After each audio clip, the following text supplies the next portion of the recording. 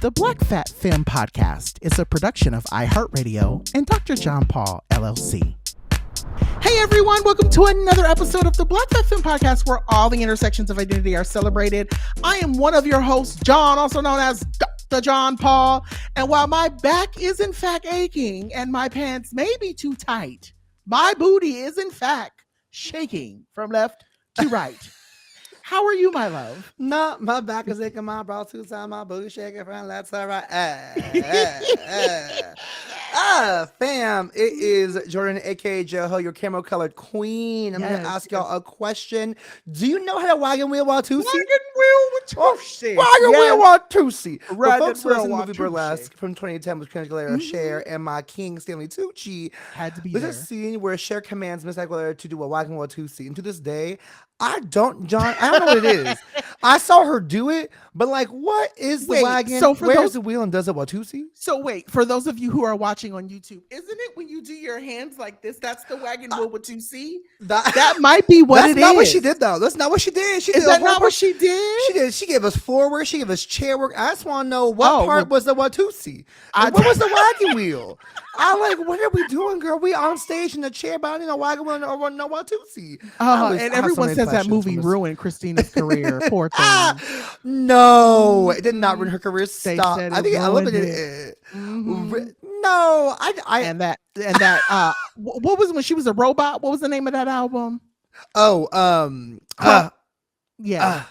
Bionic. They said Bionic. Sundays I'm a super bitch. That was my jam though. Oof. When she had we're going back so far. Remember when Verizon had that song as one of the commercials? Yes. For the chocolate. Yeah, y'all weren't there. For those of you who are listening, y'all weren't there. You had to be there. There was a certain time where your phones would slide up and you had a QWERTY keyboard. And baby, the way I would be texting on that QWERTY keyboard. Just text running up 10 was it 10 cents per text? 10 cents per text, unless you got T-Mobile, you had the My Face top 5. I had 3 minutes in text for 5 people. And the way my friends were like, "Am I in the top 5?" And I was like, "No, I'm so sorry." I'm so sorry. I have parents and siblings. You're not gonna be the person I text. I'm so sorry. It's not gonna be you, girl. It's not gonna be you. I am so sorry. I am so sorry for your loss, but it's not gonna be you. What a moment. Well, with that being said, family, I am so thrilled to introduce today's guests because they have been with me since the inception of the show. Like, they literally were in the trenches with us while we were trying to get this show sold. They've been in the trenches with me trying to get this book sold. They have literally been, they literally have been there. They are the ones that have been there since the beginning. And when I say that, one thing for me that it's been so exciting, and I love that me and Joho had the same idea in mind, they were the first person that came to mind when we started talking about expanding the guest on this show. And so, as we've told you all before, the world of Black Fat Femme is getting bigger because we're recognizing that it can't just be us talking about the collective struggle. There are others that we need to include in this conversation as well. And so with that being said, one of the first guests that in our expansion of our universe that is coming to you all, she's an actor, she's a producer, not a producer, a producer. And writer. Me and her have been on many calls writing together, talking about our scripts, honey. She's also a mother, a certified baddie, and has the best brows in the game. Gang, period. Please give it up for the wonderful and the incomparable, my sister, Jessica Marie Garcia. How are you, my love? Oh my God, I love you so much. You're gonna make me cry. Oh gosh, no crying around here. It's all celebration and fun. No. We're so happy you're here. Thank you for coming. No, this is such an honor. I think you make magic happen all the time. Like, you think of something and then you just make it happen. And I'm truly inspired by you and your drive.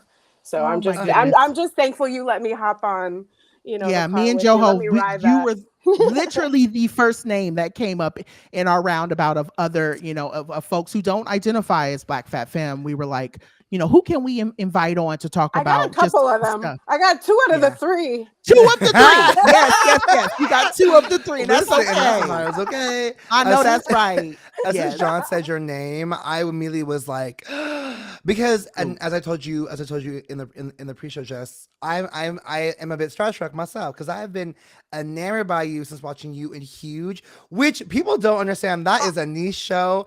That to me, the show that should not be named because it was a show that was a product of its time. We don't have to talk about it, but on Huge, on How I Get Away with Murder, and of course on My Block, where you played my favorite character that I live to see on screen, but also from watching your journey into more creative work in parenthood. So truly, I am so grateful for the chance to talk with you today. And we're going to kick off our show like we always do by celebrating our good girl, Miss Tisha Campbell, with our Still Here segment. I'm still here. Yes. Knowing that we are in the midst of Black History Month, Amen. Knowing that we have a fierce comrade in the work here today with us, Miss Jess, I want to ask y'all, what are we doing to protect and advance Black history this year? I'll go first. We'll pass to our guest and then to John. So I'll say, for me, first of all, like, as Issa Rae has always said, I'm rooting for everybody Black. That's just it for me. Like, I'm rooting for everybody Black. If a Black person is getting attacked in the play, I'm defending them. I'm so sorry, but like, I am not here to bring down Black people in my life. I'm not here to deplatform. I'm not here to decenter. Except Kanye West, I will have to. Gotta go. I will. Gotta go. But besides that, anybody else, I'm here for. But truly, like, I think for me, I really this year, especially with knowing how our administration is changing everything, I really want to focus on how can I like share more moments of Black history within my local area. Like, I live in an area that actually was historically Black, and so I want to discover and share that with people. I want to go into the communities, the communities of San Diego that still have a strong Black presence. Talk about how that presence can be seen more. I want to share images and videos of Gaslamp, which used to be the Harlem of the West. Like, I want to really preserve the legacy that has happened here. And when I say I want to, like, not like it's just me, but there are people who are doing that work. I want to connect with them and uplift them and share them and their work that they have done to preserve this legacy and advance it more, because we know that the next 4 years Black history will not be the same. And so I'm gonna do my damnedest to make sure that in my city it will be not just the same, it will be more so. It will be celebrated, uplifted, regaled, seen as beautiful, seen as art, seen as powerful. So that's right. That's what I'm gonna do. But how about you, Jess? No, I mean, I feel exactly the same, especially for not being Black. I think it's really important for me to use my platform to celebrate Black excellence and Black history, because it is American history. It's part of my history. And especially to my daughter, because now that she's growing up in this world, I don't know what she's going to be taught. On my story today, there was a window that I took a photo of, and it's ridiculous that I took a photo of it, because I thought, wow, that's rare now. Is that it was full of Black history, like celebration, like pictures and everything, and I was like, I didn't think I was going to see that. When we got her calendar and it said Valentine's Day, I was like, where does it say Black History Month? Because it's like, now we have to be so specific with where we're taking our kids. So for me, it's celebrating that with my daughter as well, because I mean, the first thing we teach a child is color, right? So that was her first thing. She's starting to, when she talks about someone, she's just like, oh, she'll talk about skin color first. And it's important for me that I need to teach her how beautiful that is and how powerful that is. So many of my friends of color have like educated me and given me books to really help lead her on her way, whether that's race or whether that's gender. And for me, it's just helping the next generation to give them the correct history and to help them, support people that don't look like them. Yeah. Ooh, that's real. And it's interesting because you're speaking you're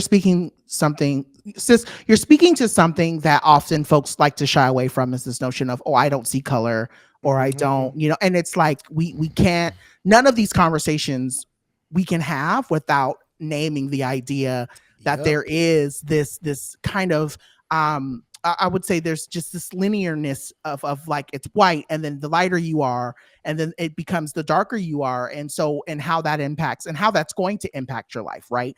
There's something to be said. Like I can never not do my work without naming that there is a lot of privilege around, even both me and Joho, because we're light skinned, right? People feel more comfortable with us, even in our bigger bodies. People still feel more comfortable around us because of our lighter skins. And so I think it's imperative, and I think it's really cool that you as a parent, you know this, and that you're putting that in front of the baby, now, so that way we're not having to worry about her having to unlearn all the stuff that she's going to be taught when she gets older. So I love that. To that point, I think for me, I've been doing my best to try to be humble in this facet of, releasing a book. And so when you ask this question, I was like, my God, this question is so hard. But I think a part of me that I will stand in and that I'm so proud of is that even though I don't write for outlets the way that I used to write for them, there is still this long history of articles that I can pull whenever someone asks me a question. I'll go, oh, I wrote about that in 2017, or I wrote about that in 2019. Now, and now I'm getting a lot of questions about visibility in television. And now I'm saying, oh, I have a book getting ready to come out talking exactly about that. So it's, for me, how I'm manifesting it and how I'm kind of upholding this notion of Black history is making sure that these stories don't get lost, and making sure that, too, in a world that is really trying to erase the language, because that's really what's happening. What folks don't seem to understand, and it's not just a Black issue, it's not just a queer issue, it's an everybody issue. These systems are really doing their best to try to eradicate and get rid of language for us to understand who we are and what we've been through. And I think it's really cool that there are still people out here like myself that are writing scripts, that are writing books, that are writing articles, that are saying, even with this, what's the word, with this administration, we're still going to make sure, because I mean, hell, is it really an administration? Like, it really is just, it's a circus at this point.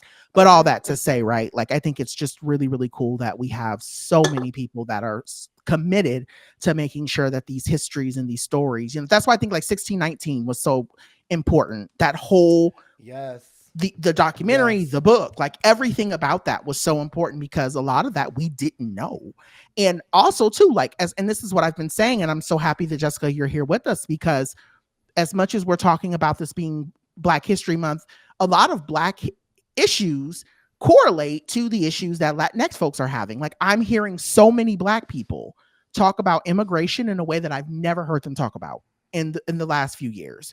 And so it's like, as much as we, I'm a true believer that all oppression is connected, regardless of who you are. If you're marginalized, it's going to impact you one way or another. And so it's just really cool that we can be in community with you around that. But with that being said, I know we've said a lot already in our first segment, so we're going to jump into our category. But before we do that, and now that we've preserved a bit of Black history, we need to take a moment to preserve ourselves. So we're going to take a moment, we're going to grab a snack, and we're going to come right back. And when we come back, we're going to take some time to chat with our girl, Jessica Marie. More in a second.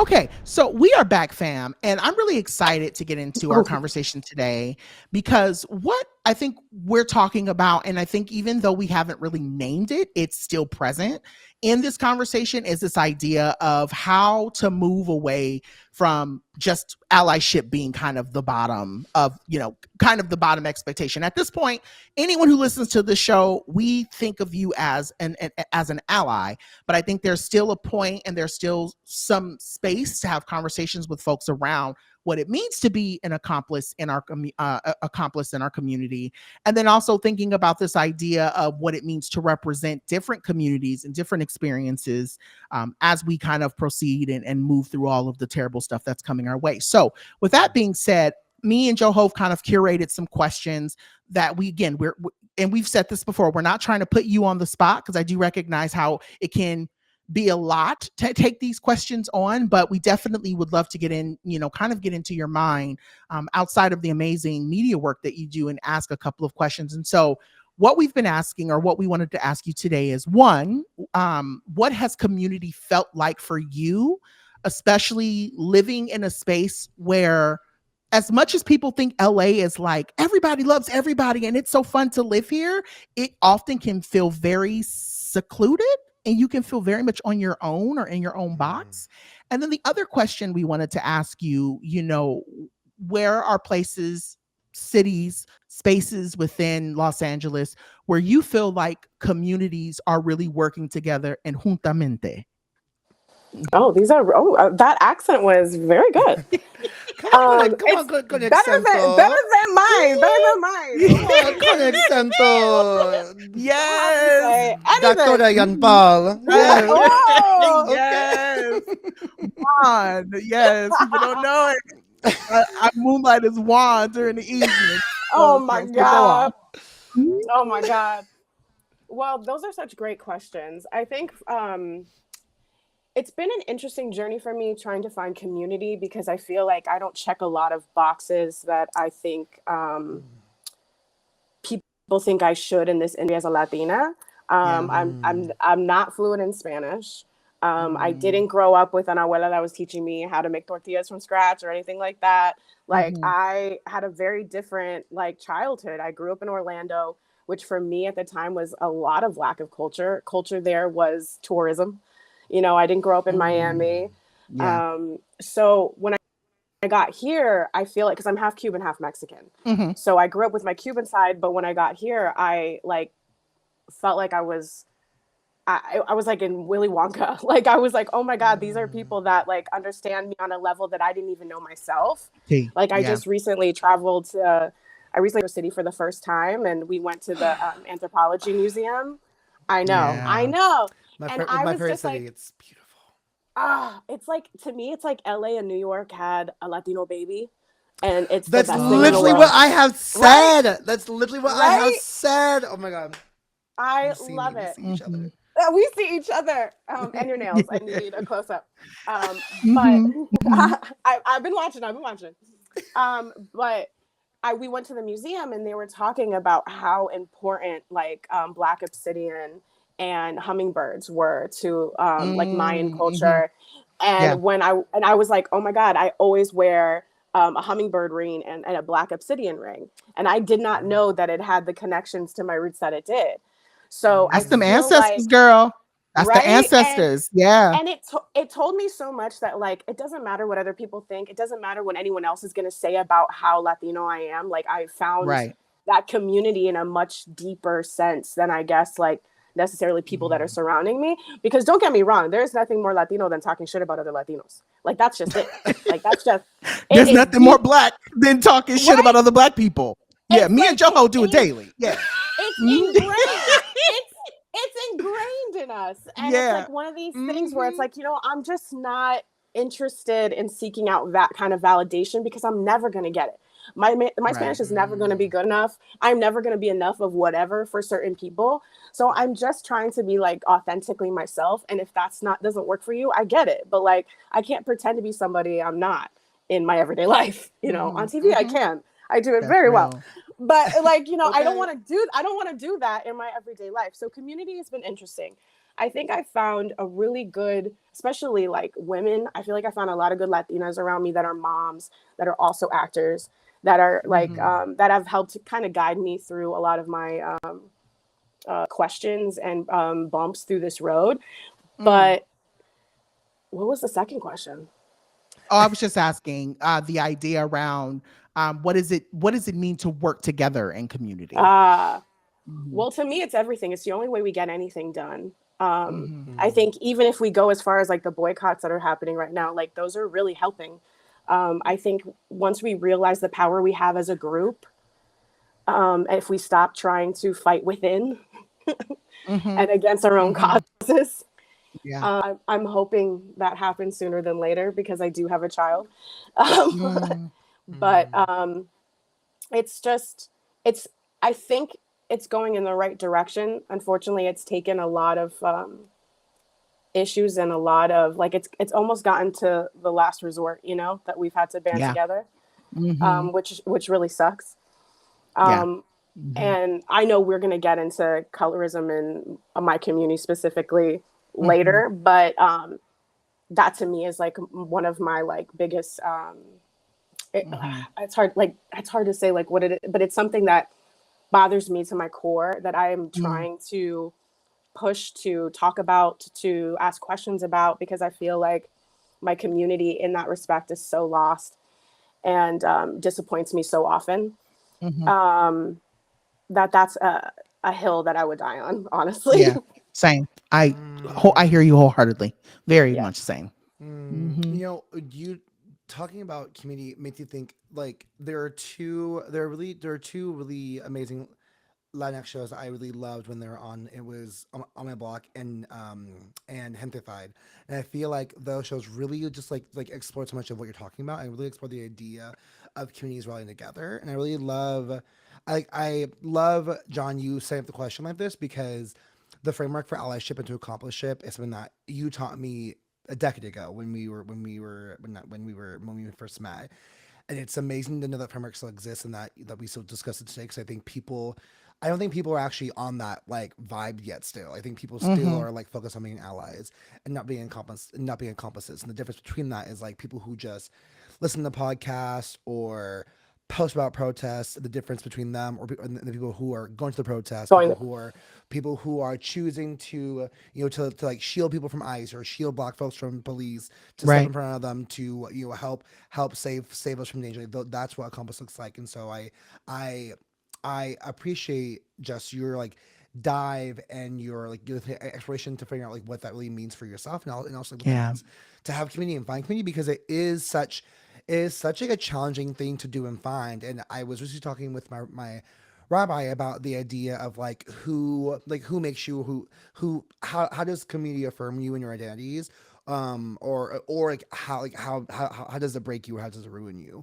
at what level can our communities affirm us, or what level can they actually be part of our downfall? What community is the right community to affirm you or not as well. So I think like I'm thinking about all these things because I think also like you made a point about colorism within the Latin community as well, and like that's been that we experience in the Black community too. We experience in so many communities. Like colorism is such a prevalent and pervasive experience in some of our communities. So it's like knotting together a lot of little pieces. And you brought up your child's, which is a great segue into my question, because you're the mother of a beautiful child, Selena, and I cannot imagine the things coming up about raising her this moment in time. Like we are at a time where we know that women's rights and bodily autonomy, trans rights are under a microscope, and safety is a huge question. So I'm really curious to ask you, like, what are things that parenthood is teaching you about yourself, and how are you thinking of raising her to be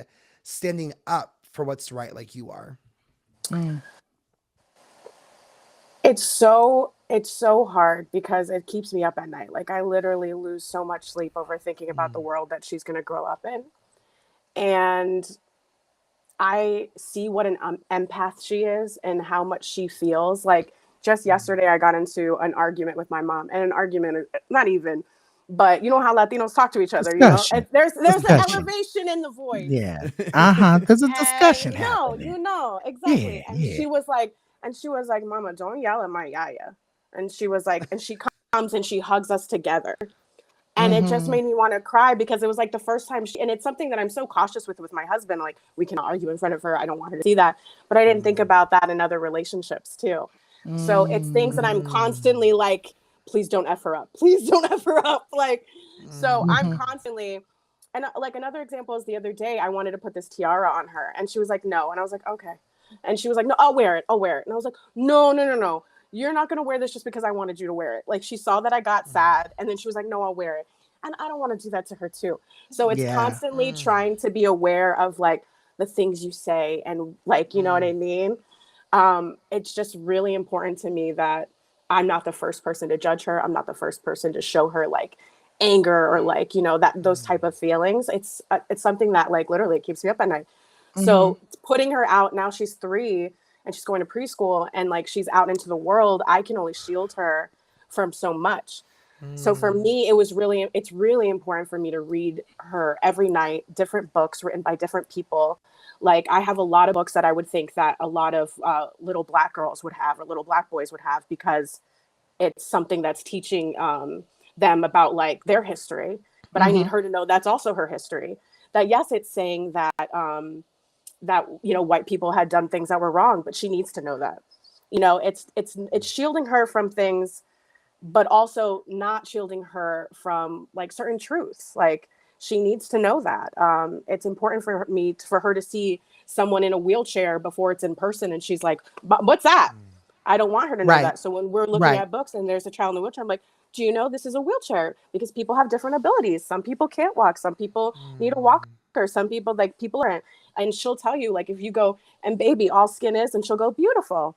Because like, it's so important for me, for her to like understand before it's just like, you know, because when you don't know things, you get fearful, you know, and I don't want her to ever feel that, because I've shielded her from the world. So it's like a give and take. And then like, it was really important to me to give her a gender neutral middle name, because if that is a journey that she chooses to go on, I want her to know that we were already on board for that, you know? So to then have to be in a world where that could be even more difficult for her is like, it's an endless cycle of, am I doing the right thing? Am I teaching her the right thing? Am I doing enough? But for me, that's okay, as long as I see the person that she's growing up to be, because she's happy, because she's like sweet and she's caring, and I know I'm doing the right thing. But you're always questioning it. You're always questioning it. Yeah. But it does also push me to like fight for to be actually there. Like it's important to me to go to the marches. It's important for me to protest, because I won't sit there and tell her, oh honey, you know, I retweeted something and I think that did something. Like, you know, like I can't do that, because I know she's gonna ask, because she's an Aquarius. She's gonna go, Mom, what did you do when this like monster was president? I'm like, well, you know, what did you do to keep me from getting? Yeah, I understand. And I will say, we see it. You know, I've seen you take the baby to marches, right? I've seen you take but I was gonna say, like, I've seen John is very popular. No, John is trying to sell this fucking book. John's like, I'm busy. Yeah, no, John's trying to sell this fucking book. That's what John is doing. But I was gonna say, no, like, I've seen you take her to marches. I've seen you take her to events that celebrate, you know, the family element of you know, the industry and all these other things that you do for her. And I think also immersing her, like, you know, I always think about this moment. I remember going to her first birthday party and just remember seeing how many different like purviews were there. There were so many different lived experiences who were sharing space in your backyard. And I just remember looking around and being like, wow, this is the first real industry thing that I've ever been to, like an invite to like a party. Because most of the time when I go to parties, if they're industry parties, it's usually just nothing but white people. And it's usually a whole bunch of white people in there, you very badass kids. And it's very much kind of like, hey, John, we're your friend, but you know, you're the friend that makes me feel better about, you know, and this happens in, I want to make this very clear. And this happens in Black and brown spaces too, where you have Black people inviting a whole bunch of white people into spaces, or Latinx folks inviting a whole bunch of white people into spaces. And at that party, that was the first time that I really sat down and was like, damn, this is really intentionally like diverse and inclusive. And you had people who like did stuff in the background, but you also had like some really important actors, and you had some really, like, you had Emmy Award winners. It was just, it felt really good. And so I think, you know, anytime I think about you and the world you're building for Selena, like, I always think to myself, like, how much better, like, even with all the BS that's going to come with being a parent, how much better you're helping to raise her. And I think that's kind of what the crux of this conversation is when you see that there's a problem, you may not know how to solve the issue, but at least do something, right? Like, that is literally what this conversation is. And so it's so cool to know I have a friend who really is trying to like change and kind of like, you know, really create something more for her when she does get older. So thank you. I appreciate it. Yeah. I wouldn't say it if I didn't mean it. You know that about me, girl. So I'm so mad that you had COVID during the baby shower. I'm still mad at you. My God, yes. And I'll be transparent in saying that, yes, I was excited to be there for the baby, but you know who, I'm not going to say their name on air, but you already know how I feel about this certain person who was at that baby shower and who I didn't get to meet, or lap I didn't get to sit on. But that's another conversation for a different day. all that to be said, It could have happened. It could have happened. one day, it could still happen. one day, my God, I got Beyonce tickets, so anything can happen. Okay. But all that to be said, Say, take me, please. I already got friends who were like, soon as you get up, girl, I'm calling dibs. And I was like, all right. I have friends. These are friends that I've been friends with since college. So it's like they're like they're like, you ain't too Hollywood for us yet. You are not too Hollywood for us. You and I will be outside SoFi. Hey man, bitch, I'll be out there again with you too. I need more tickets, bitch. I want to go more than once. So I'll be right there with y'all. But I was gonna say, I think something that I saw that was, it made me feel really good was the conversation around A Day Without Immigrants, where students, people who worked, like I remember one of my, actually it's funny because my friend, she's a teacher and she teaches locally near where I live. And she was saying that normally her class has like 32, 33 students. And that was like the first day that her kids, like her classroom only had like 5 kids that day. And they were all like 3 of them were black and like 2 of them were white. And it was very much kind of real. Like my friend, she's Latinx as well, but she was saying like, that was the first real day that it really kind of like hit her that like, wow, there are so many families and so many Latinx folks who make up the demographics around where we live. And so, thinking about folks who organize those protests and really are pushing back against these policies, I wanted to know, why was it so important for us to be thinking about that? And what can, our Black listeners, our white listeners, our Asian listeners, whoever's that's not Latinx, what can they learn from watching the Latinx community build in moments like this going forward? Well, first of all, I think it's hard to speak to the Black community because I feel like they always stand up for everybody. I have always felt like the Black community has stepped up for Latinos because they are Latinos. Like there's a huge percentage, Yeah. We're a package deal, but it's one of these things where I feel like people see that it's closer to home, right? I know teachers that went to school not because it was the day without an immigrant, but because people are scared to go to school now. Yeah, people are scared to go to work, and it's really terrifying, like seeing all of the cars to Mexico because they would rather go back on their own terms than in the middle of the night. You know what I mean? Like it's so scary. And I grew up with my Cuban side, and my mom left when she was 8 years old. Saw 3 men get executed before she, like, I mean, she's been through it, and she keeps talking about how similar this all feels, and that is so scary. Yeah. So when we see these, like, you see these empty classrooms, I hope it implores other communities to know that they're also going to be othered. There's a small percentage of people that meet all the criteria that this administration, that's the word we're using, this administration approves of. And I hope it doesn't just awaken the minorities. I hope that white people are the real ones that are waking up, because I feel like everyone else knows what it's like to be othered, right, in one way or another. And I mean, I know my poor husband is the most self-hating white man in the history of the world. Same. I have one too. He's so mad about stuff. Came home the other night going off about something that happened to him at work, and he was like, that was racism.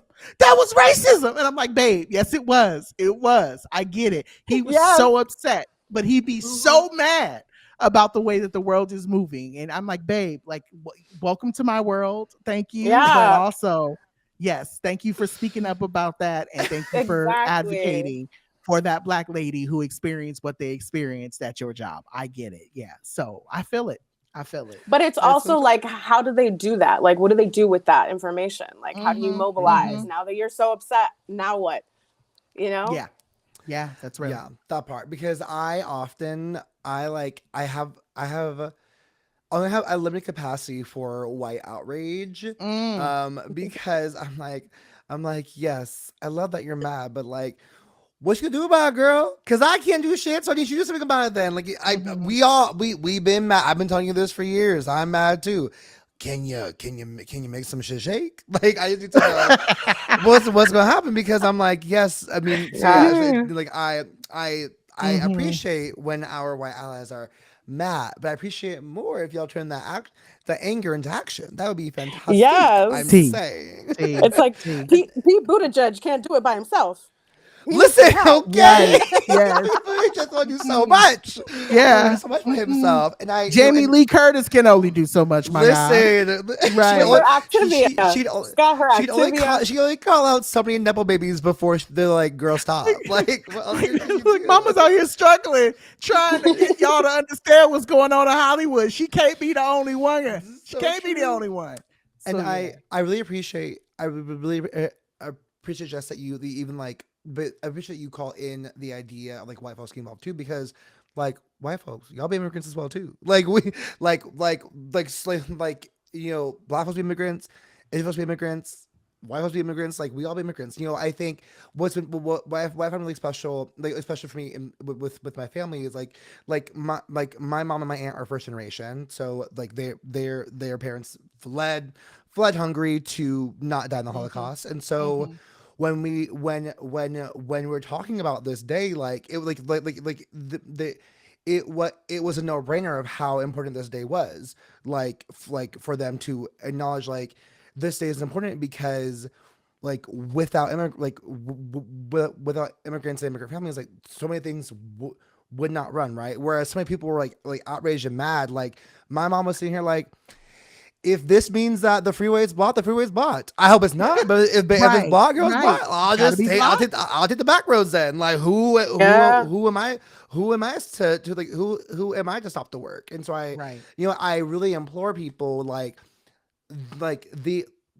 people will think like immigration is synonymous with the, like, let's be honest, people will think immigration is just synonymous with Mexican folks, and that to me is already problematic. Like that's not what it means, mamita. That's not what it means. There's like so many folks are migrants and are fleeing their countries, or trying to come here for XYZ reason. And so many people like, and watching the discourse about this has been really fascinating, because there are folks who I follow who who are Latin themselves, and like even the envy and the inter-community discourse of like folks saying, well, we came here quote unquote like the right way, which again I'm like, girl, I don't that's not the hill. That's still not. Yeah, I don't think that's what it means. Yeah, no offense, but like nothing in America is the right way. Like everything in America is the wrong. Like nothing in America is the right way, girl. We are all the wrong way. We all got here somehow. Calm down. You're tired. You're hungry, but do it the right way. Okay. I'm saying like what? No, that's like that's what Jesus said. Jesus said do it the right way. But it's so true. It's so true. Like I know there's a lot of discourse, but like especially within Latin communities, and even like and even with Black communities, of like people like people who came here quote unquote legally, and I'm like, do you understand the legal process? Like, do you know how hard it is to legally do that? Like that system itself is already disenfranchising people by the second. And so I really like I implore all of us to understand how horrible our legal immigration system is, because that will really help us actually learn to dismantle it, and understand that immigration affects all of us and it impacts all of us. Like so many. Like y'all, I'm so sorry. This like, if you are a Black family, most likely you're a family of immigrants, because your family was taken to come here. My family on my Black side, immigrants, because we were taken from our country to come here. Like that is really how it works. So we understand that the immigration and migratory patterns impact all of us, and so we all have a right and I dare I say obligation to to fight for folks who are just asking for the right to be here in this space that tells them, right, this country that tells everybody we are here to keep you safe and have asylum for you or make sure you have a space here. If this country is selling people that dream, then like we should all be able to access that dream. So stop trying to act like people can access it. Okay, anyways. So along those lines, I want to ask you, Jess, about, because I know because I and a lot of work is tied to speaking out openly about the lack of representation and community spaces for Black and Latin people in the biz, the industry, as folks call it. And so I'm really curious to ask you, like, how, you know, and I want to name, like, I have loved seeing you do it because,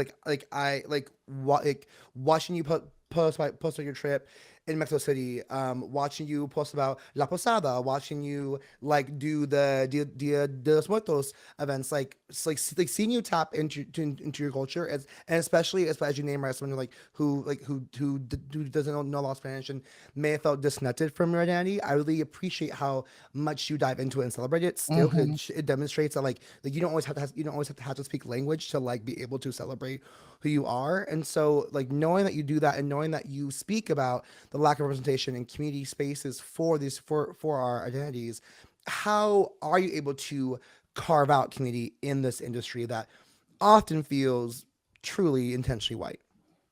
Yeah. My God. Well, that was phenomenal. Okay. You're phenomenal. All I did was just ask a question. So no. First, excuse me. I have been lucky that the group, I feel like the generation that I'm coming into for Latinos in this industry are more about being connected than they are fighting for the parts or the opportunities. I genuinely feel that way. And like, maybe like 5, 6 years ago, I wouldn't have said that. I feel like we've realized that it takes all of us working together to support each other to get any more of our stuff made.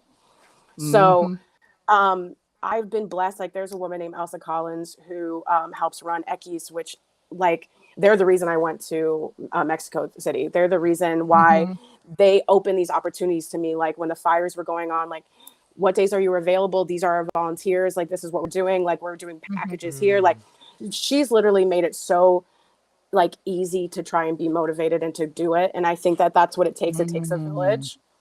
So people like her have been like so important in kind of keeping us together and keeping us to task. Because we even have a group chat. This is secret knowledge. We have like we have a group chat on Instagram with like a lot of big Latino, like I mean Oscar, like not Oscar winners because we don't get those, but like I hate it here. Knock it off. We don't get those, but nominees. Nominees. No, that's not true. Yes. It's not true. But is that man in it? You know who I'm talking about. That other man. Is that man in it? What's his name? Not that one. Not that one. Not that one. I'm talking about the man that y'all know I'm not gonna name him on here because I don't need people throwing tomatoes at me. But he is a rapper and he was on Broadway. Is that man in there? In the Heights? Okay, no, stop. Because now you might as well say the name. Like you're out here pointing all the way. Stop. Did not know you had beef. But I don't like him. Okay. I don't like him. I've said it publicly. I will say this. Yeah, and I don't all the time publicly. I am going on record and saying that if nobody hates that man, I have died. You have died. I have died. Lord. If nobody on this earth hates him, I have died. Is it something you know, or is it like a deep, like you feel something? Or is it the things that he's done? Okay, you never. You never go against that. You never go against that. Yeah, I feel every time I look at him, I'm like, trust your gut. I abstain, but trust your gut. Yeah, I am also gonna abstain because I'm not working right now, so I will abstain.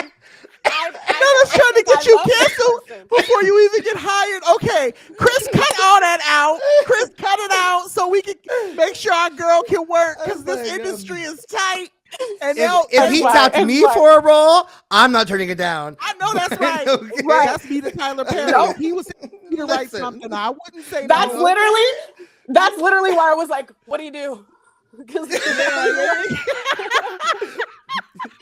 it's not legally or morally horrible, it's fine. Yeah. It's fine. Is it just a hunch? If you're working off of a hunch, I'm okay with moving on. I know that's right. I get it. But no, he's not in this. But it's a group chat, and all of it right now is how do we mobilize?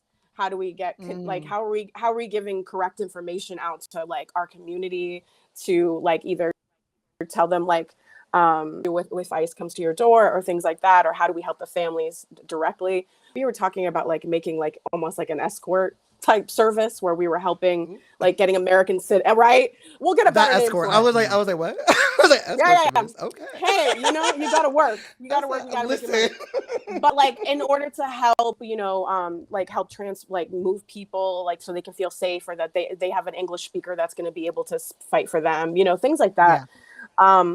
Because as much, again, as we love all the postings and all the stuff, it just doesn't feel like enough. Like we there's more that needs to be done. So at least I know that I'm a part of those conversations, and I know that there are things that are being worked out. Hopefully it comes to fruition sooner than later, but I don't know what question that was for, but no. I think I appreciate what you said. No. I think we got sidetracked because I asked that question about old boy. By the thing that cannot but be I will named. say, no, you did answer the question. I think it's really this idea. So, and that's the thing. I think what a lot of this conversation is about, and I think that's one of the reasons why I think I gravitated towards you so quickly in terms of thinking about like the industry spaces that we're both in. A lot of times it's real easy for folks to just kind of rest on what's the word I'm looking for? Celebrity. I guess that's the right word, right? That like people, but I think like, so I've been in situations where I've seen people come up to you and there's this glimmer in their eye. And it's not just because that you're on a show or but it's because of who Jessica Marie Garcia is, right? Like, there's one thing to say, oh, I love Jessica Marie Garcia as an actress.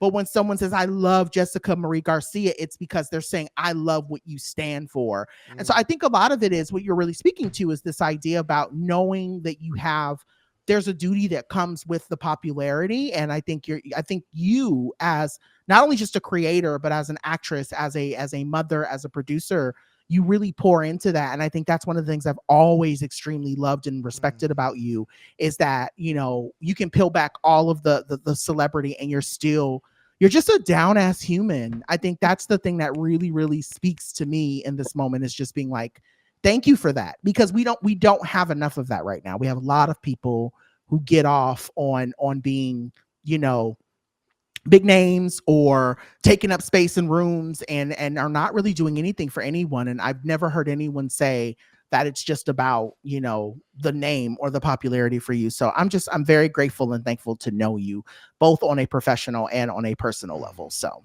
yeah. And I feel the exact same way about you. You have no idea. You've also been there for me for very dark days. And you've always brought the positivity. So I appreciate that. Yeah. Whether it's over Cheesecake Factory or amen. Or if we're hanging out and we're eating a whole bunch of shit over at what is it? Fogo de Chao, honey. We gonna hang out and we gonna eat. That's the one thing we gonna do around these parts is we gonna eat. Yes. And I have a list of other places we need to go. Amen. And I'm tagging along for those. Okay, I'm tagging along. Please come on down, Joho. Come on down. I also really appreciate that you say that because it is a responsibility, and it also feels very heavy because you want to be very particular about what you do spread because you don't want to spread a bunch of misinformation. And I also don't want to talk about things that I know nothing about, because that's another thing about the celebrity that's so interesting is just because somebody said yes to my dreams doesn't mean I know shit about anything.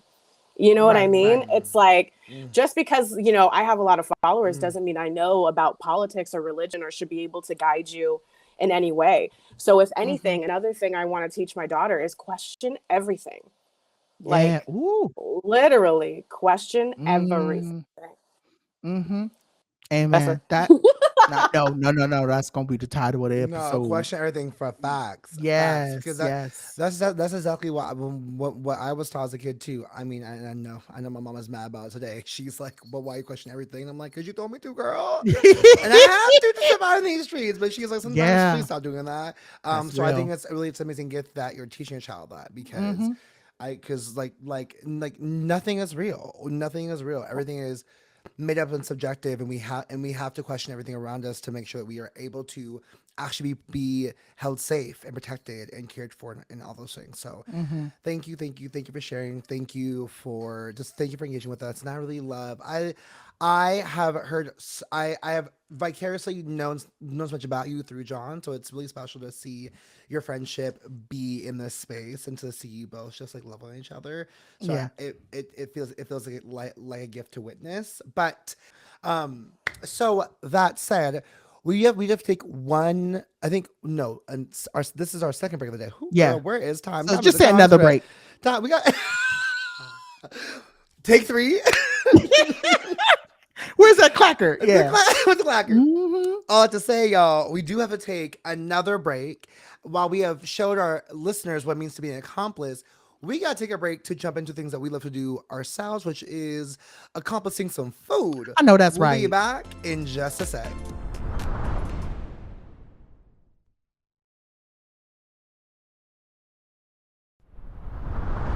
And we are back, y'all. So this week we're going to do something that we haven't done in a minute, and that is talk about some good old food. Being that we all love to eat and eat out, okay?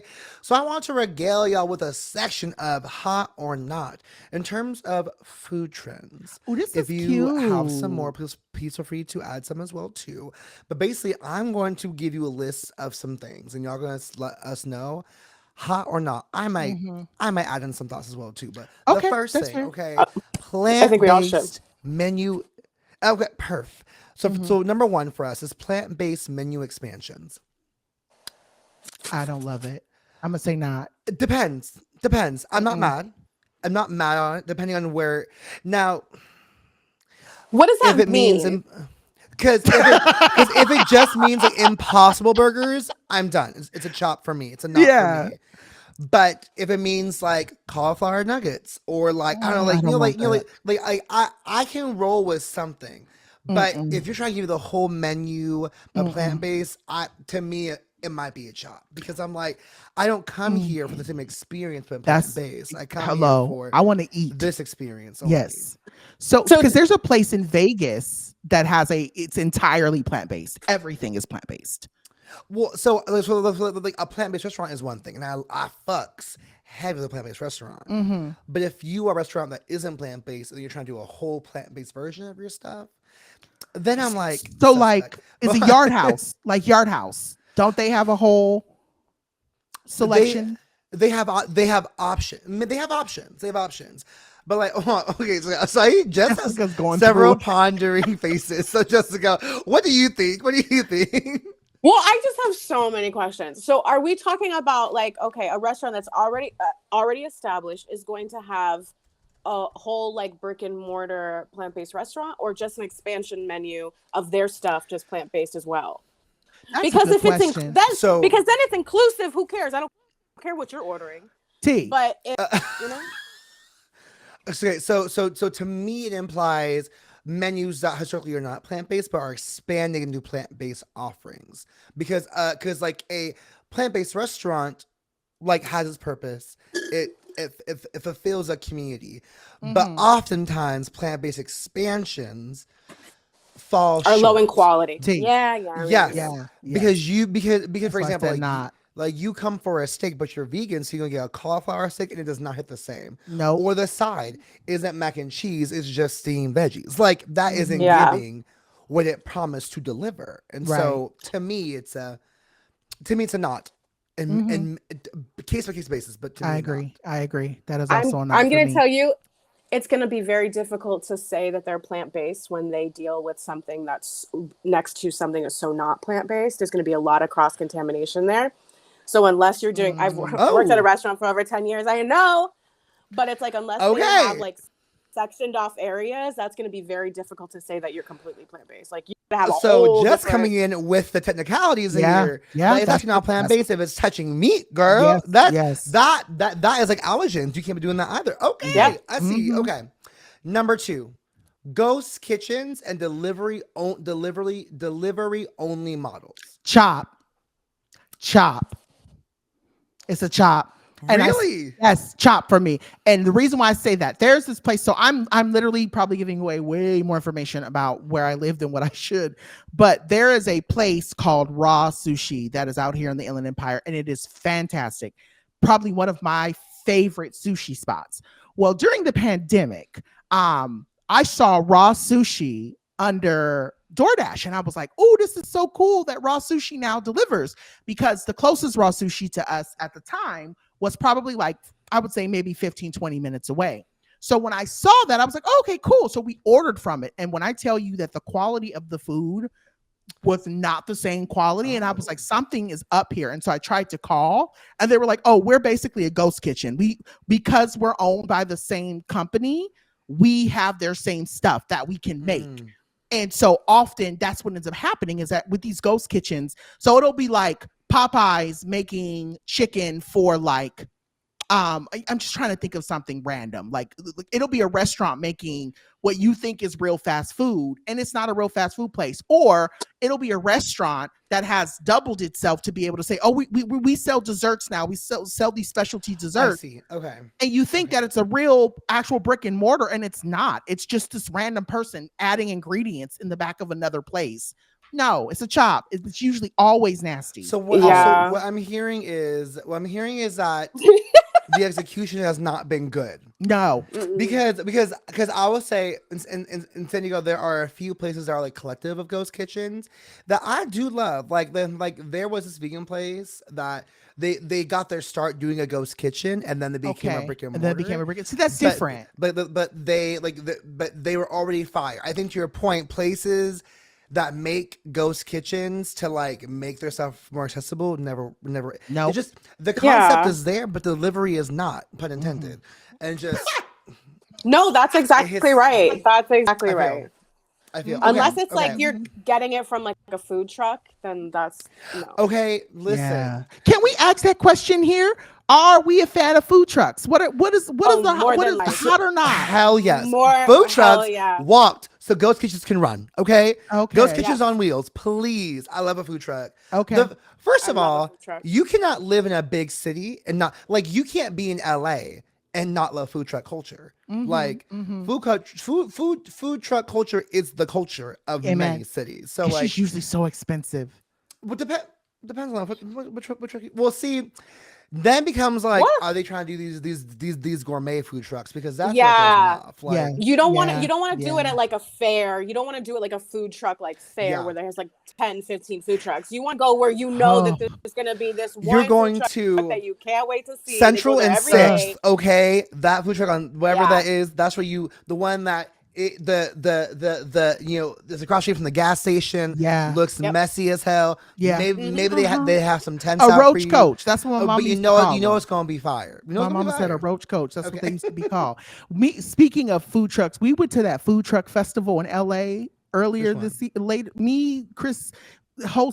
Chris Rogers, and XT. They're gonna laugh when they hear this, but we went to I think it was called like Foodie Fest or something like that. Ooh, okay. And it was in the Pasadena, or was it Pasadena? It was a Rose Bowl. Oh yes.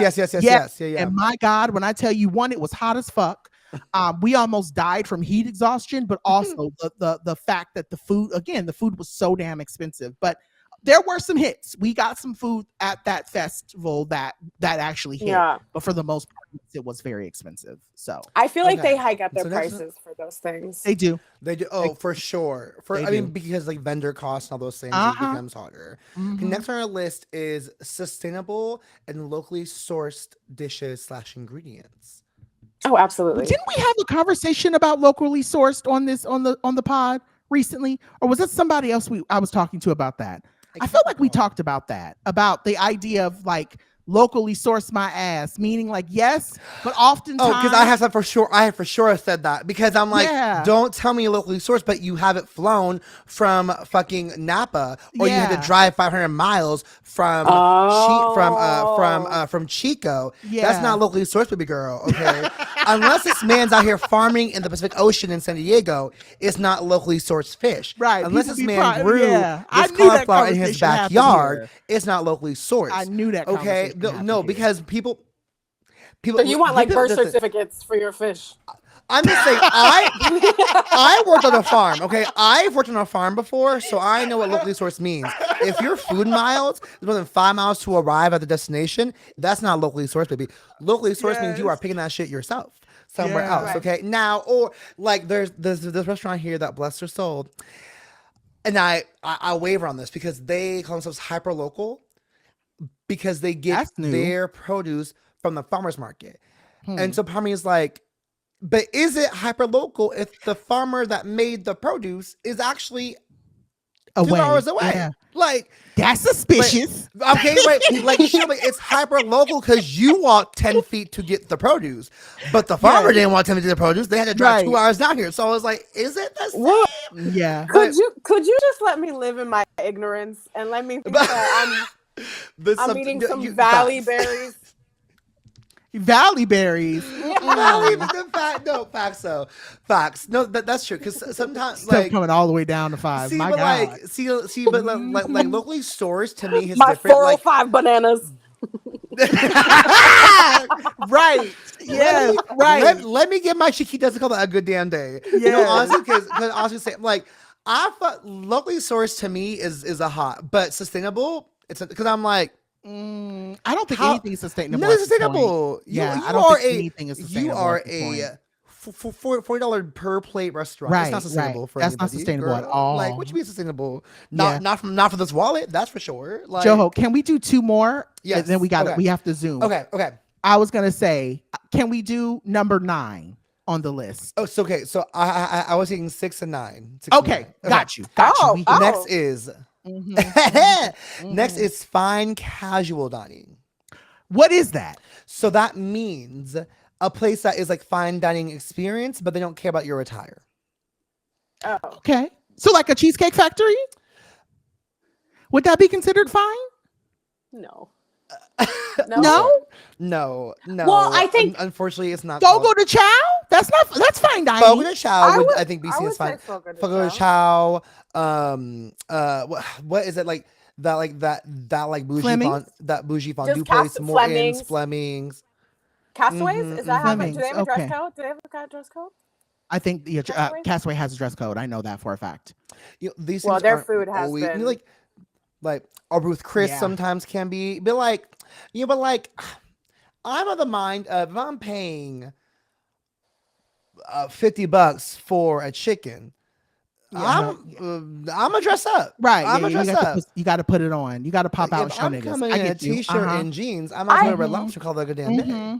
I get that too, but at the same time, I can't tell you how many times I've dressed up for food and the food did not live up to the price. That's also a fact. That is also and I'm like, I dressed up for you, and you're they give you vibes and not taste. Yeah. I don't know the name of that steakhouse in San Diego, but there's a steakhouse in San Diego that I had that same experience. Me and my friends, we dressed up, we jumped into Lex, we did the whole experience, and when we got in there, the only thing that was good was their bread. Everything else wasn't good at all. So yeah, I feel you on that wholeheartedly. I'll just say I just don't like fine dining at all. Like fine dining to me has no. Yeah. I'm a simple girl. Listen. I'm not a bougie bitch. I do not need fine dining whatsoever. Yeah. That's why I go to Cheesecake Factory. I told you. How many Hollywood events we go to and it's fine dining and they give you these little tiny croutons with some a baby scallop on like a 12-inch round plate.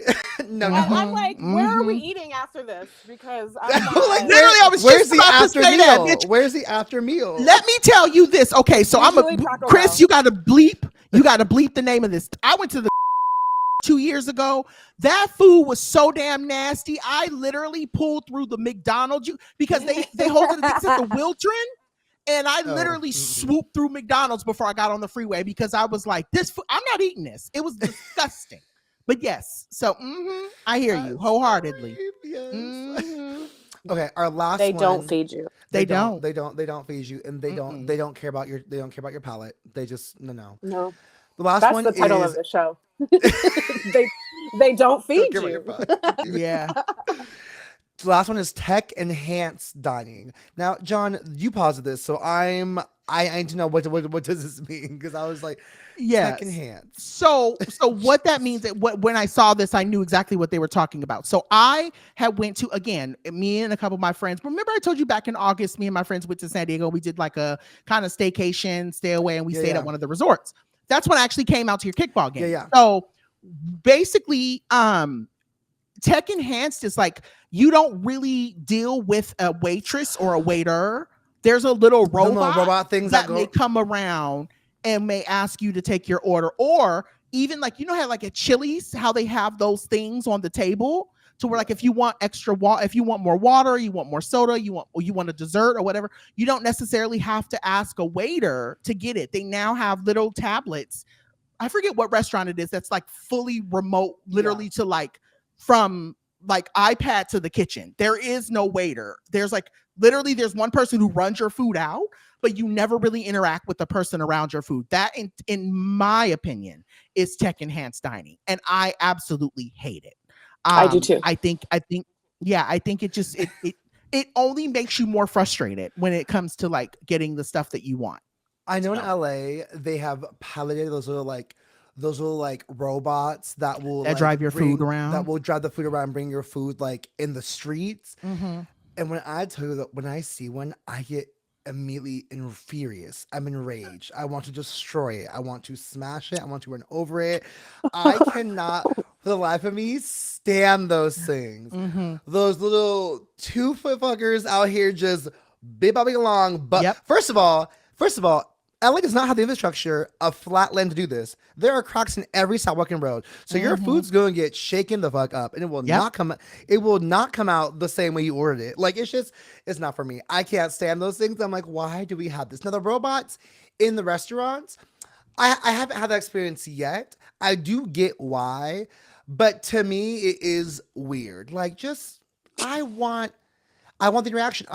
If I ask you what's good, I want you to tell me what's good and what's not good. Right. I don't want the robot taking my order. Yeah. I need to know, right? Or if I have a complaint, I can't say, "Hey, robot, take this back." I gotta be like, "Hello, person. I need you to know this wasn't good, or it was missing a little something. Can I get a little spot?" Like that's just me. I think it's bad on a lot of levels because I think that, well, I waited tables for 10 years and it's a great job when you need one. And I feel like you're taking a lot of people's jobs. Robbing jobs, robbing tabs. Yeah, exactly. And also the tips, I didn't even think about that. And just moving into a society where we have less and less interactions with humans. And I think that that's only going to cause more divide than there already is. And like, I don't see the reason for it. I think why we're not using technology to help like fix our roads, like fix things that need like fixing. People's jobs are not one of them. Yeah, I don't think we need to. It's even the idea of like the all automated. I mean, I've seen totally autonomous gas stations and like fast food and all that. And it's like, I mean, y'all saw what happened with the McDonald's, right? The guy went through and I guess he had said he wanted 1,000 cups of water and they ended up having to like, he did that intentionally because he knew that it would mess up the machines. He was like, I want 1,000 cups of water. And they ended up having to put a real person online because the real person online was like, our machines can't handle this. So please don't do that. But again, it's just, I don't know. It's making our world better. It's making our world and making things worse. And that's one of the issues that I have. Like, I love tech, but I also I have a lot of issues with it. So, but anyway, with that being said, thank you, Joho, for regaling us with your thoughts around that. I love, there was another one that you had made. I'm just going to say this real quick, an honorable mention, the health conscious restaurant menus, looking at you Skinnylicious.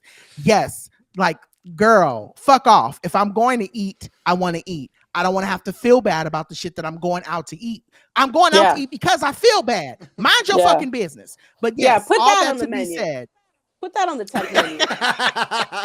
Mind your fucking business. Yes. Mind it. But all that to be said. So we're going to go ahead and take one more break. And when we get back, we're going to come back with your favorite segment. Yes, ma'am. And no, ma'am, Pam. More in a second.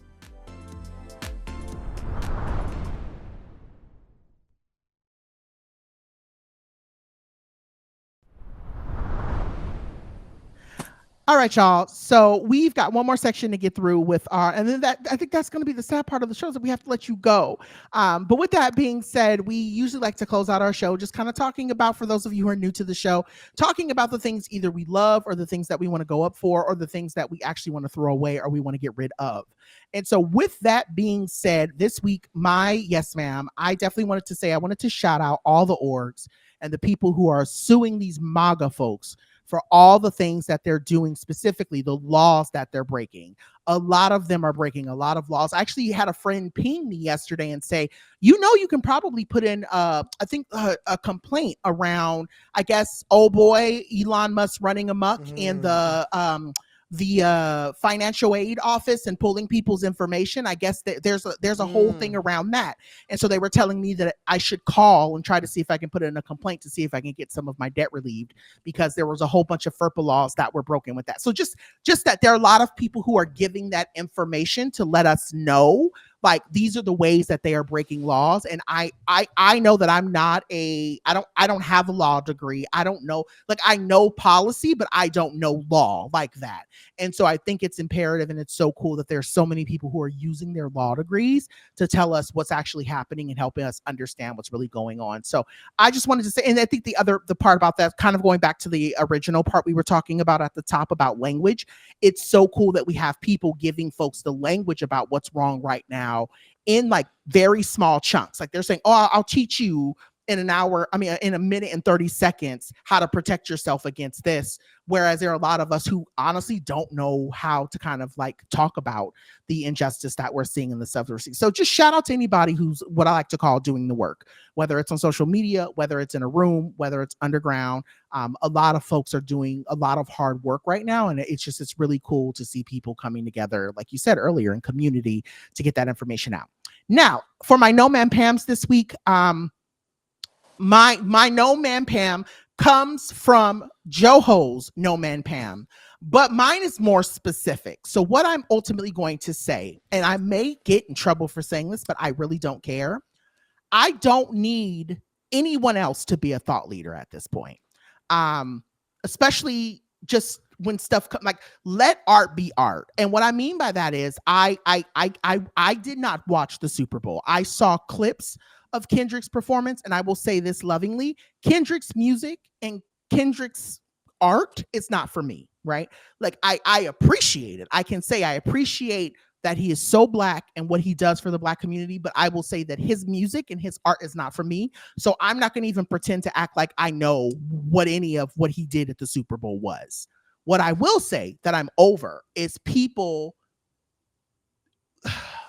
overanalyzing the performance, and really talking about stuff, like just trying to sound smart. I guess that's really what I'm trying to say. I'm just over people trying to sound smart for likes and for clicks. Like, let the art be art. He got out there and yes, it did have hints of racial justice in it, and that's cool.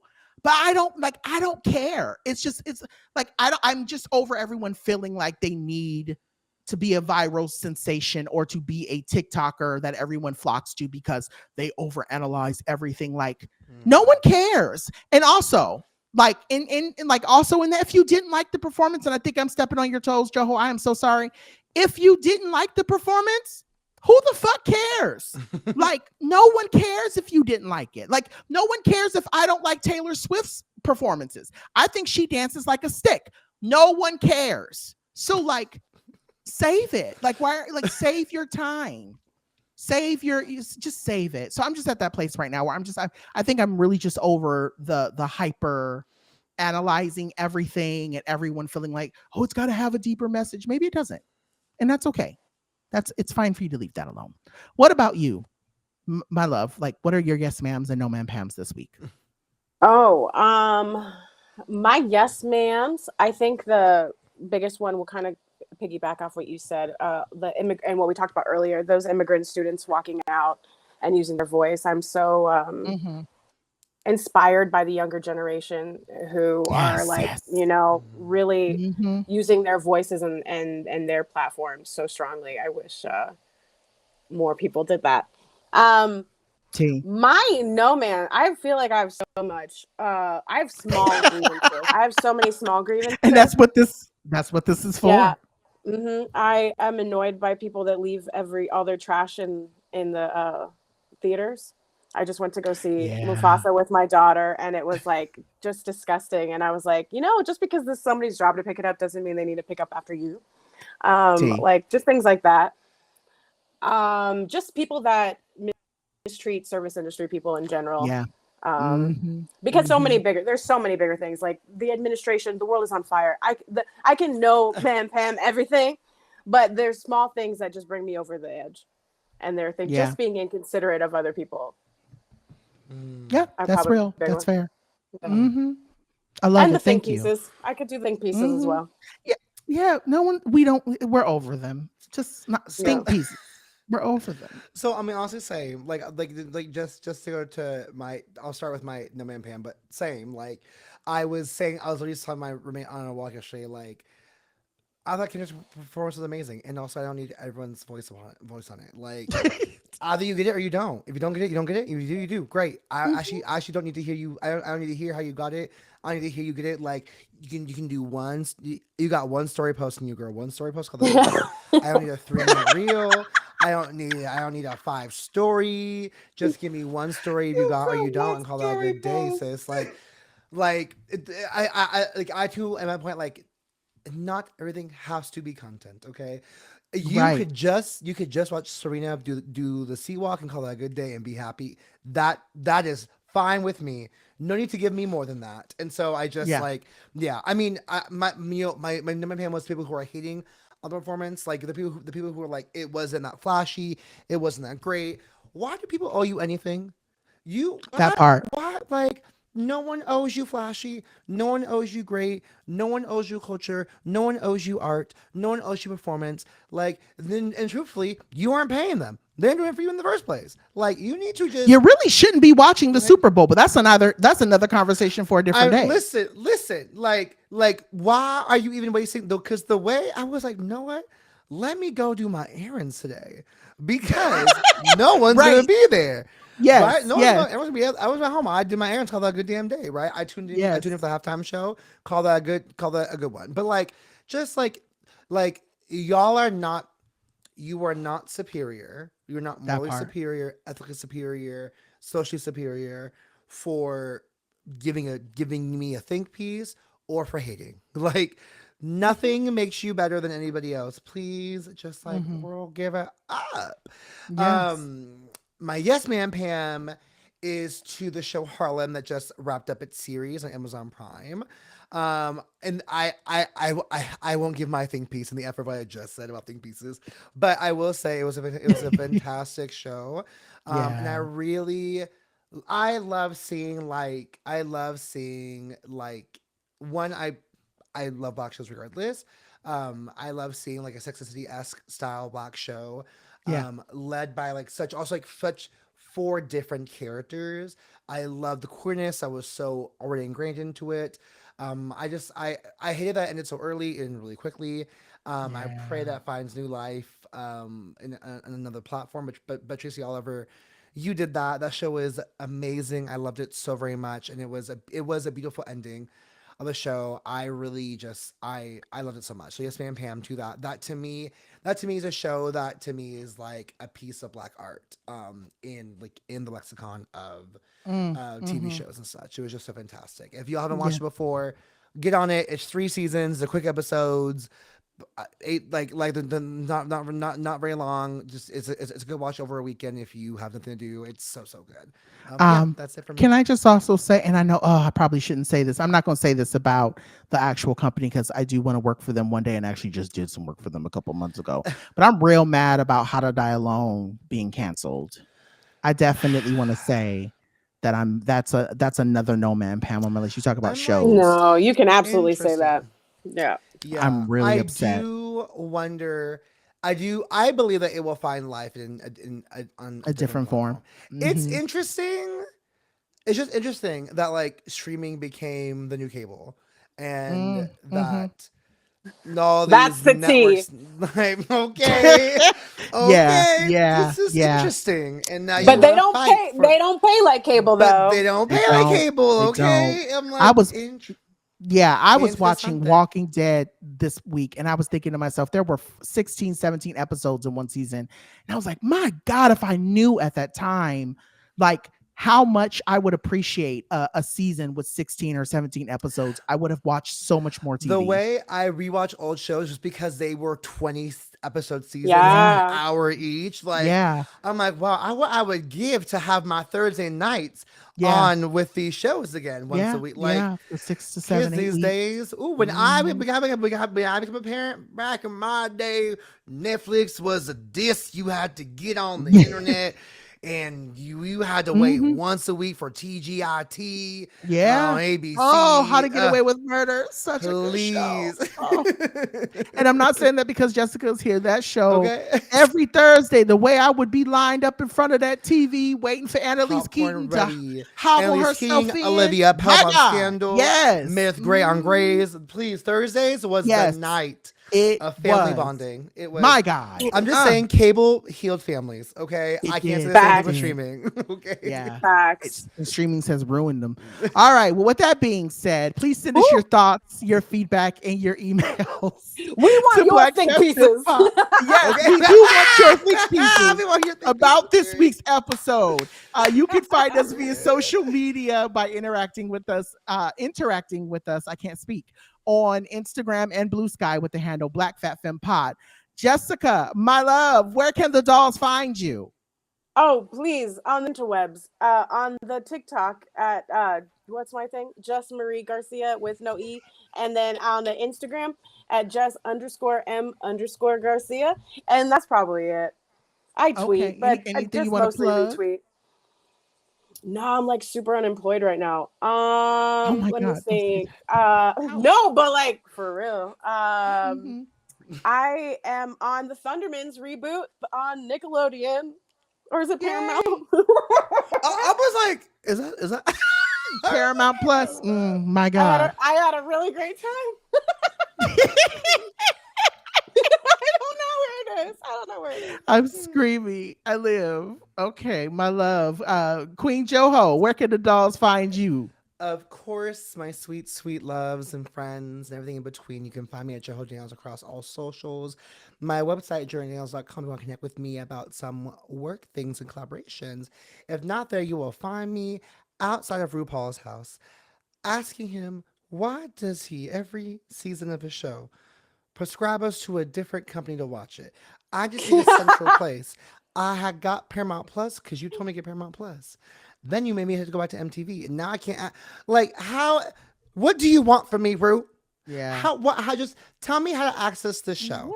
Because now I'm just buying on Amazon Prime, and that makes no sense. You were never an Amazon Prime show. You were always a logo MTV show, but now you are. Pick a place, girl. Capitalism. And now, because now you can go on Philo or Fubi or Booby, whatever the heck it's called, doing way too much. Girl, pick a side, okay? Yeah. You can afford to take the hit and just be on one service called A Good Damn Day. Amen. Amen. Girl. Amen. Help me find the shows. I too stand with that. I'm very much at this place now where I'm very over the fact that I pay close to $200 for streaming apps a month. It's annoying. Am I grateful that I can afford it? Yes, but the thought of and then Netflix has the audacity to raise their price again. It is now $24.99. Which makes I'm like, for one person, and I can't even share with my friends across the world. You can't even share with your friends. You can't even share with nobody. So me and my Netflix days are numbered. If it means that they had to close their content studios, I'm sorry, close the content studios. Yeah, I'm sorry. I'm so sorry. No, she knows that's not fair because they have great Ted Sarandos, I don't agree. I will gladly pay $50 for your stream service as long as you keep putting me on it. Okay. That's fair. I do redact what I said. I was like, you know what? Let me take it back because I also only watch the original content on there. But if it means we get less content from like places that are not original, then I pay people with their work. More content? Oh no, I'm just kidding. I'm just kidding. That's astronomical. I just want to work, and they seem to like me. That's all. If you love her, pay her, please. If you love her, pay her. Get her on the show, and I will help you pay your upgrades. You can make your profile picture. She got eyebrows for days. She got hair for days. She got body for days. Get you on Cameo. That's what you need to do is get on Cameo. Don't start making some money that way. Saying hello to people. All right. Well, as for me and my household, you can catch me peddling this damn book. Please go get your copy over at www.drjonpaul.com. There are multiple places you can purchase them. If you are not an Amazon girl, you can get it from Barnes & Noble. If you're not a Barnes & Noble person, you can get it from Porchlight Books. There are multiple places you can purchase the book, even if you are trying to keep it, you're trying to keep it locked in with the fist and you're trying to do what's bookstores, right? There are places that will get you the book. And there are places also in your local community that you can also get the book from. So just wanting to put that out there as well. Otherwise, I will be online trying to find something fat friendly to wear to this Cowboy Carter concert. I would wear chaps, but mother got dermatitis and her booty be ashy. So I don't think that that's something that people want to see. New stockings with the chaps. Okay, yeah. So maybe I might find some chaps to wear. But with that being said, I'm also trying to make sure that nobody is blinded by my caboose. So with that being said, thank you everybody for listening. We want to thank. Yes. We want to thank our producer Baywag for handling all the logistics and everyone over at iHeartMedia that keeps the show up and running. Yes, God, Nessa. We would also like to shout out our wonderful editor, Chris Rogers, because without him, there would be no show or visuals. Please head down to the YouTubes. Go down to the YouTubes and subscribe. We see the subscribers over there. We love y'all. And thank you for subscribing. It's just so nice to know that y'all support what we do over here. This has been another show. Stay black, fat, femme, and fabulous. And remember what, Joho? A bird in the hand is worth more than two in the bush, bitch. Amen. Okay? Amen. Amen. A bird in the hand is worth more than two. I don't know what the fuck that means, but anyway. I don't know what bird or what bush, but go off. Go Somebody off. call Moses. I love us for real. Bye.